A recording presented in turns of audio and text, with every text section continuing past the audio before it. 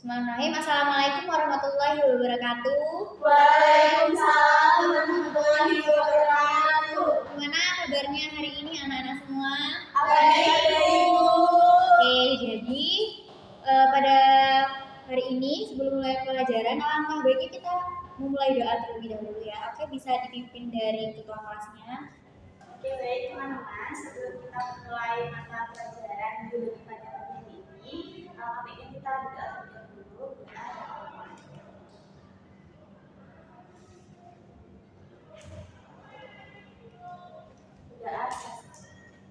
Jadi gimana kabarnya hari ini anak-anak? Baik, Ibu. Alhamdulillah ya. Nggak ada yang sakit kan? Alhamdulillah tidak ada. Oke, kita absen dulu ya. Baik, Salwa. Hadir, Bu. Oke, Talita. Hadir, Ibu. Rika. Hadir, Bu. Oke, alhamdulillah lengkap semua ya. Baik ya. Pada hari ini kita akan mempelajari materi tentang bunga. Jadi sebelum mulai materinya, Ibu akan bertanya kepada kalian terlebih dahulu ya.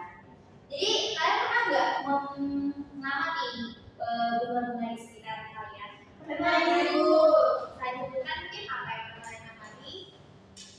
Mungkin kalau di bagian bunga tuh mungkin ada yang lebih mudah terlihat, itu bagian putih dengan sari, coklat, sama coklat biru. Baik, benar sekali ya. Atau mungkin ada yang mau menambahkan? Itu juga, Bu, misalnya ada dasar bunganya sama tangkainya. Bagus sekali, itu lengkap. Dan dijelaskan tadi ya bahwa penjelasan mengenai bunga itu ada bagian-bagian tersebut. Terus juga ketika bagian-bagian tersebut tidak ada pada satu bunga, salah satu bagiannya, apakah yang akan terjadi? Apakah yang ada yang bisa dijawab? Oke, Kalita. Jadi jika salah satu atau bunga atau bunga yang tidak ada, bunga tersebut itu tidak dapat melakukan reproduksi seksual secara langsung. Dikarenakan reproduksi seksual memerlukan kedua organ reproduksi tersebut. Namun ada beberapa mekanisme alternatif yang memungkinkan tanaman itu bisa berkembang biak dengan baik, yaitu ada juga yang dinamakan dengan reproduksi aseksual, yaitu seperti akarimpang, stolon, dan lain-lain. Benar sekali ya. Ketika organ-organ reproduksi dari bunga tersebut yang sudah dijelaskan tadi pada teman-temannya, ketika dia kehilangan salah satu organnya, maka dia tidak bisa bereproduksi dengan baik. Terus juga ada yang tahu nggak perbedaan dari bunga sempurna dan bunga lengkap? Oke, Salwa. Jadi kalau bunga sempurna itu, Bu, memiliki kedua organ reproduksi jantan atau benak sendiri dan juga reproduksi betina seperti induk bunga. Namun tidak harus memiliki semua bagian utama pada bunga. Sedangkan kalau pada bunga itu, bunga tersebut memiliki semua bagian utama bunga seperti kelopak, mekar, bangsa, dan putih. Tetapi di dalam bunga itu tidak selalu memiliki kedua organ reproduksi yang memiliki. Oke, benar sekali jawabannya. Jadi pada hari ini sebelum memperjelas lagi dari pertanyaan-pertanyaan yang tadi saya sampaikan, kita akan masuk ke materi mengenai bunga.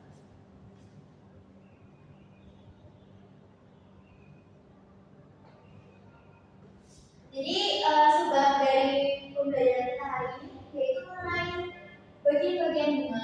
Ada benang sari, tangkai sari, kepala sari, putih, batang buah, pembumi, batang biji, tangkai kepala putih, dan kelenjar madu.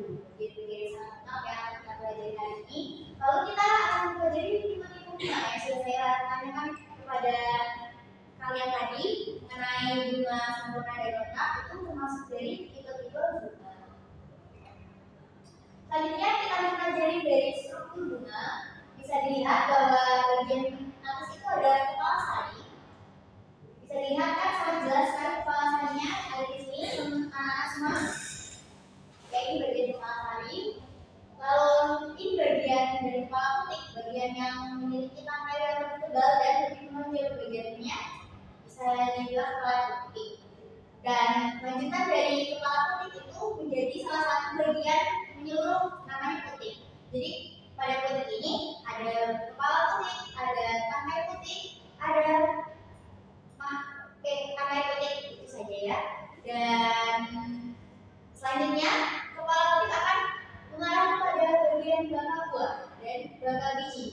Lalu kita bisa melihat kelopak bunga yang berwarna hijau di sini merupakan kelopak bunga. Lalu kita bisa melihat ada mahkota. Jadi kadang banyak orang yang keliru antara kelopak bunga dan mahkota bunga. Jadi orang biasanya mengatakan bahwa sebagian ini adalah bagian kelopak, tapi sebenarnya salah ya. Ini adalah bagian mahkota dan ini bagian kelompaknya yang berwarna hijau. Lalu ada tangkai sari dan ada dasar bunga. Oke, kita next. Penjelasan mengenai benang sari. Apa sih benang sari itu? Ada yang bisa menjawab mungkin secara singkat? Oke. Jadi benang sari itu terdiri dari dua bagian, Ya. kepala sari dan tangkai sari. Ya, oke. Jadi itu sudah dijelaskan tadi ya. Jadi benang sari atau stamen merupakan metamorfosis daun yang mana bentuk dan fungsinya sebagai alat pemijatan. Kalau pada tumbuhan itu alat pamannya itu berupa benang sari untuk bagian jantannya. Dan benang sari sendiri memiliki 3 bagian, yaitu tangkai sari, kepala sari, penghubung ruang sari. Terus juga benang sari biasanya berada di tengah mahkota bunga. Jadi sudah saya sampaikan tadi bahwa mahkota itu bagian yang berwarna-warna biasanya ya. Dan bagian benang sari itu berada di dalam tengahnya ini. Jadi ini terdiri dari kepala sari dan benang sari menyambung seperti ini. Selanjutnya kita akan mempelajari dari materi yang kedua tadi yang sudah dijelaskan oleh Subak mengenai tipe dari bunga. Yang mana bunga sendiri itu dapat dibedakan berdasarkan berbagai hal seperti kelengkapan pemeriksaan bunga dan organ atau bagian reproduksinya. Yang mana menurut kelengkapan pemeriksaan bunga itu dibedakan menjadi 2 macam. Yang mana pertama itu adalah bunga yang lengkap. Jadi bunga lengkap adalah bunga yang memiliki keempat macam organ atau bagian bunga, yaitu sepal, petal, stamen, dan putih atau pistil. Yang kedua itu bunga tidak lengkap. Yang mana bunga tak lengkap adalah bunga yang kehilangan satu atau lebih dari bagian bunga. Jadi ketika ada suatu bunga hanya memiliki sepal, petal, stamen, tapi dia tidak ada putihnya, bunga tersebut disebut juga bunga yang tidak lengkap. Begitu pula salah satu dari ini yang tidak ada itu tetap disebut tidak lengkap. Atau bahkan 2 bagian tersebut yang tidak ada juga disebut tidak lengkap. Selanjutnya ada tipe bunga, yang mana bunga dapat dibedakan berdasarkan organ reproduksinya. Jadi menurut kelengkapan organ atau bagian reproduksi bunga itu dapat dibedakan menjadi 2 macam, yakni ada bunga sempurna, yang mana bunga sempurna ini memiliki kedua bagian pentil atau organ reproduksinya itu ada stamen dan filum dalam satu bunga. Bunga seperti ini dinamakan bunga hermafrodit, atau ketika ada 2 organ reproduksi, stamen dan filum, atau organ reproduksi jantan dan betina, maka bunga tersebut dinamakan bunga sempurna. Yang kedua, bunga tidak sempurna, ketika bunga itu hanya memiliki 1 organ reproduksi, entah itu organ reproduksi jantan atau betina, stamen atau filum. Bunga tersebut itu ya tidak memiliki keduanya. Bunga sempurna yang hanya memiliki putih dapat berkembang menjadi buah dan biji dengan bantuan kimia kimia. Baik, sekian pemaparan dari saya. Apakah ada yang pertanyaan? Dengan saya tidak ada. Untuk selanjutnya, untuk memahamkan materi kalian yang sudah saya jelaskan tadi, saya akan memberikan LKPD ke kalian, yang mana dikerjakan secara mandiri atau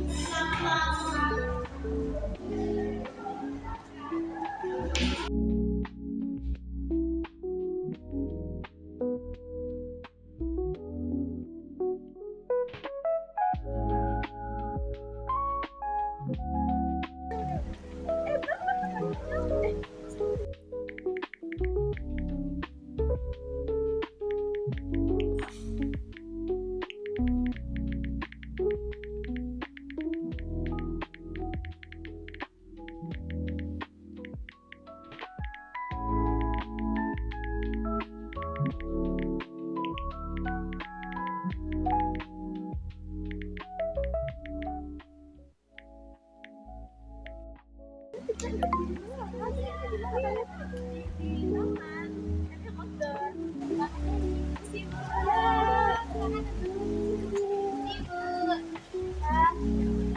dilihat ya, kita sama-sama.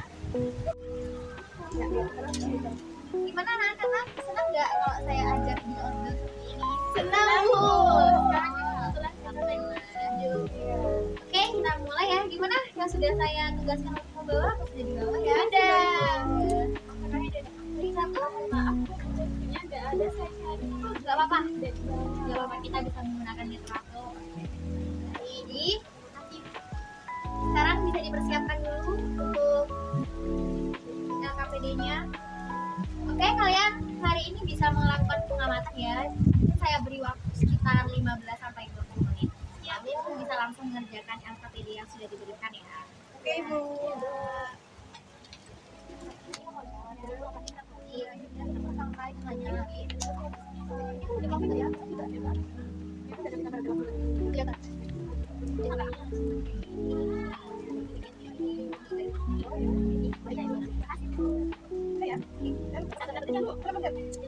Kurang biasa.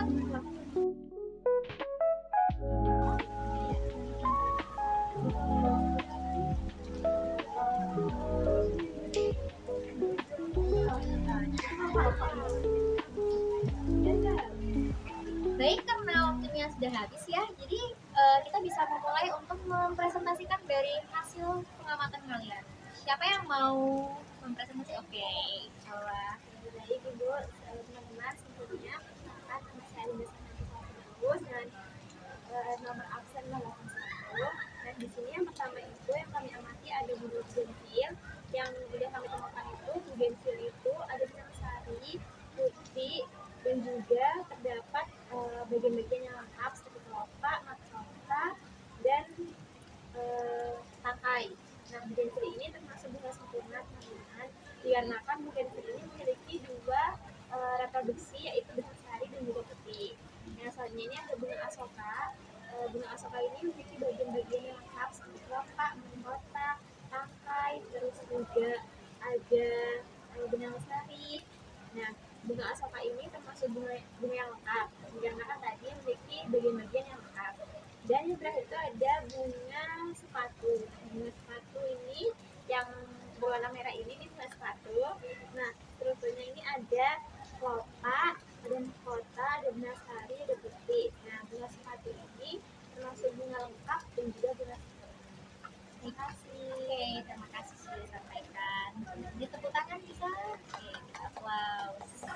Oke, tadi kan sudah dijelaskan ya oleh Salwa bagian-bagiannya. Apa mungkin ada yang mau menambahkan beserta fungsi-fungsi dari bagiannya? Coba saya Bu. Oke, bisa. Jadi tadi itu Salwa menjelaskan terkait bagian-bagian di bunga. Nah, beberapa di antaranya itu ada kelopak bunga itu berfungsi untuk melindungi bunga ketika masih tumbuh. Nah, yang kedua itu ada mahkota. Mahkota ini itu berfungsi untuk menarik serangga agar hinggap dan membantu penyerbukan dari bunga. Nah, untuk benang sari sendiri itu berfungsi untuk menghasilkan serbuk sari, dan untuk putihnya sendiri sebagai alat kelamin berguna pada bunga. Oke, sudah dijelaskan ya, teman-teman. Jadi setelah kalian memaparkan hasil dari pengamatan kalian, kita akan melanjutkan untuk bagian pembahasan dari LKPD yang sudah saya berikan tadi ya. Jadi pada pertama, bunga bugenvil. Jadi bunga bugenvil sendiri memiliki struktur berupa pertama ada kelopak atau kaliks, yang mana bentuk dari kelopaknya itu kecil dan tidak mencolok.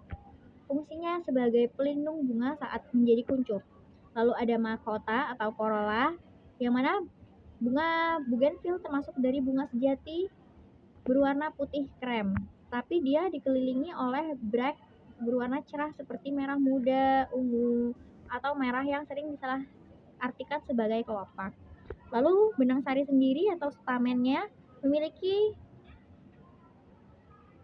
pada bugenvil. Jadi fungsinya sebagai penghasil serbuk sari. Lalu ada putik atau pistil yang berfungsi sebagai proses reproduksi. Jadi bunga bougainville sendiri termasuk ke dalam tipe bunga sempurna dan bunga lengkap karena memiliki semua bagian bunga seperti alat kelamin bunga yang lengkap berupa benang sari dan putik dan juga memiliki bagian perhiasan bunga.